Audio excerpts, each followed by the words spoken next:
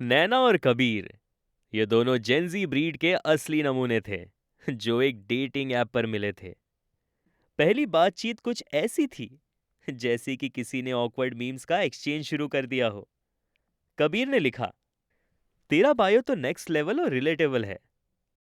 नैना ने रिप्लाई किया, तेरे बायो ने तो मुझे सोचने पर मजबूर कर दिया। Procrastination as a philosophy, interesting. दोनों के प्रोफाइल बायोज विटी और रिलेटेबल थे। नैना की बायो थी, सपने बड़े हैं, बैंक बैलेंस छोटा है। और कबीर का था, professional procrastinator, amateur philosopher. Perfect match लगते हैं। और बात करते करते वो एक सिचुएशनशिप में आ गए। ना ऑफिशियली कमिटेड, ना ही बिल्कुल स्ट्रेंजर्स। पहले सब कुछ परफेक्ट लग रहा था।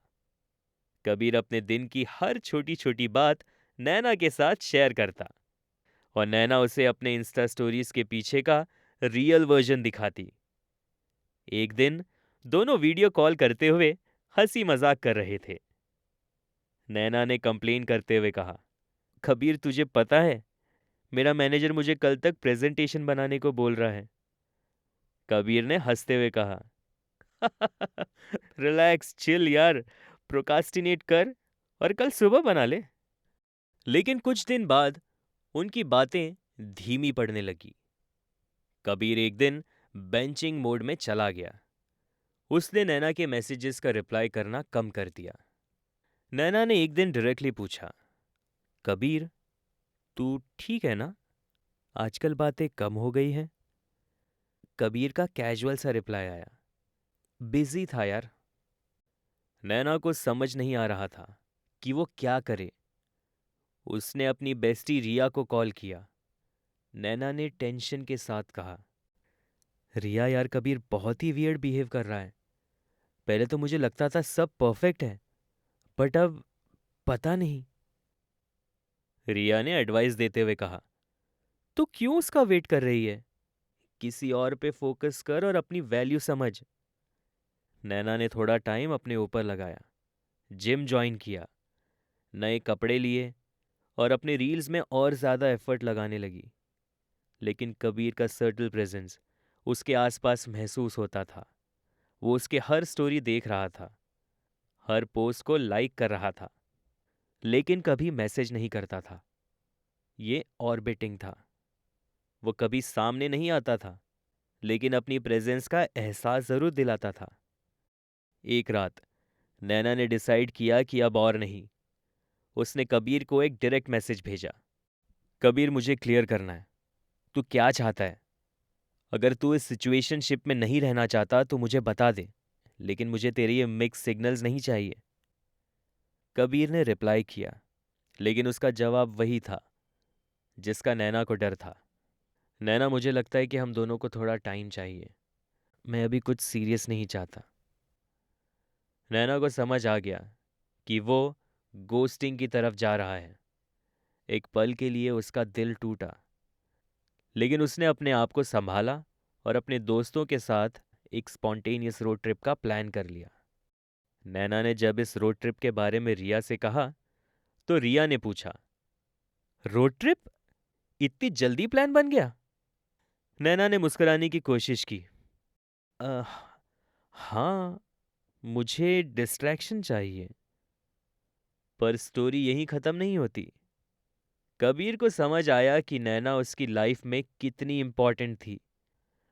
उसने नैना के इंस्टाग्राम पे एक कमेंट छोड़ा, I messed up, can we talk? Naina की फ्रेंड्स ने कहा कि वो उसे इग्नोर करे, और रिया ने नैना से कहा, उसने तुझे बिना वजह छोड़ दिया था। लेकिन नैना के दिल में अभी भी कबीर के लिए एक सॉफ्ट कॉर्नर था। उन्होंने एक कॉफी शॉप में मिलने का प्लान किया। नैना ने एक कॉफी सिप लेते हुए पूछा, तो तुझे क्या लगता है, हम दोनों के बीच जो है वो वर्थ है या नहीं?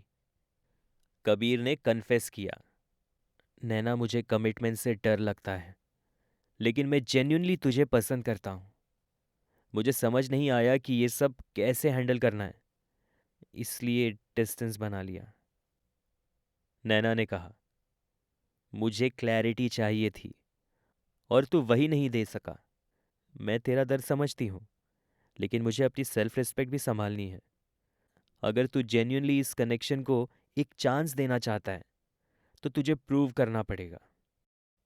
कबीर ने जेन्युइनली गलती सुधारने की कोशिश शुरू की। उसने नैना के लिए अपना वक्त निकाला, अपने इमोशंस के बारे में ऑनेस्ट रहा। धीरे धीरे उनका बॉन्ड वापस बिल्ड हुआ। लेकिन इस बार दोनों ने एक दूसरे के एक्सपेक्टेशंस क्लियर किए। कबीर ने एक दिन नैना से कहा, मुझे लगता है इस बार हम कुछ अच्छा करेंगे। नैना ने मुस्कुराते हुए जवाब दिया, मुझे भी। लेकिन एक बात याद रखना, अगर क्लैरिटी नहीं तो कुछ नहीं। वो सिचुएशनशिप एक सॉलिड रिलेशनशिप में बदल रहा था, लेकिन दोनों ने अपनी इंडिविजुअलिटी और बाउंड्रीज मेंटेन रखी। उन्होंने अपने दोस्तों और अपने करियर पर इक्वली फोकस रखा और एक हेल्दी बैलेंस बनाया। ये स्टोरी उनके लिए है जो क्लैरिटी और रिस्पेक्ट को प्रायोरिटाइज करते हैं और जहां ट्रस्ट के बिना कुछ नहीं बनता, क्योंकि जेनजी के लव स्टोरीज में जितना ड्रामा हो उतना ही ग्रोथ का स्कोप भी होता है। तो ये थी एक छोटी सी कहानी। आप सुन रहे थे छोटी छोटी love stories, only on radio city podcast.